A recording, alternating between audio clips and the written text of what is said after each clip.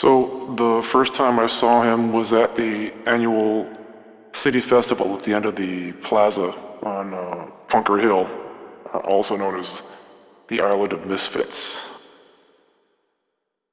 It's like a mound of black leather and army surplus jackets and boots and spiky egg white hairdos and mohawks and second generation exploited and minor threat and Sex Pistols patches and stuff. Basically a haven for the misunderstood punky, rocky, gothy, woe is me types. And there he was, like right in the middle of it all. Oversized yellow foam rubber cowboy hat and pink plastic Toys R Us pistols in holster. Off-white dashiki shirt and tattered bell-bottom jeans. Leather feet. Raleigh cigarette finger stains. You know, he was an island within an island, and I just kind of had to know more. So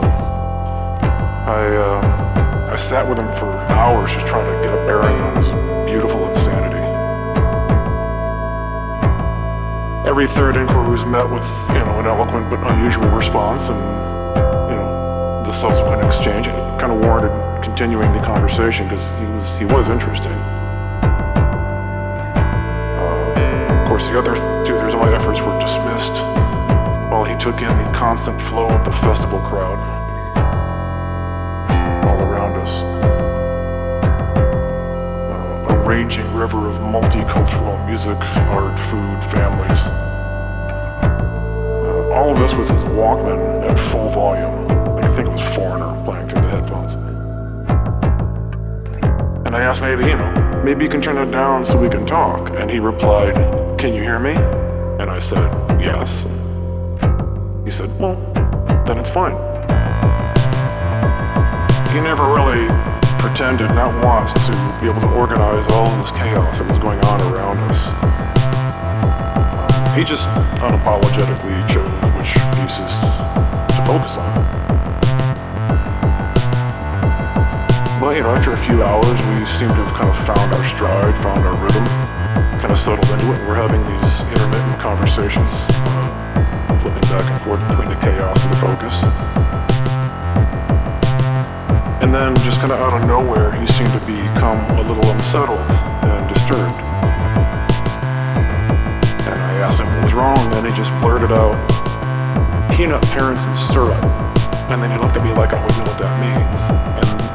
And then he said, do you have any batteries?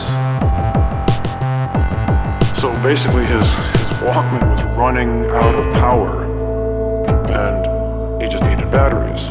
So before I could even turn and ask one of our fellow punkers for some double A's, he grabbed my face with both hands, and then for the first time in the entire conversation, he gave me his complete focus and attention, completely present, and calmly said,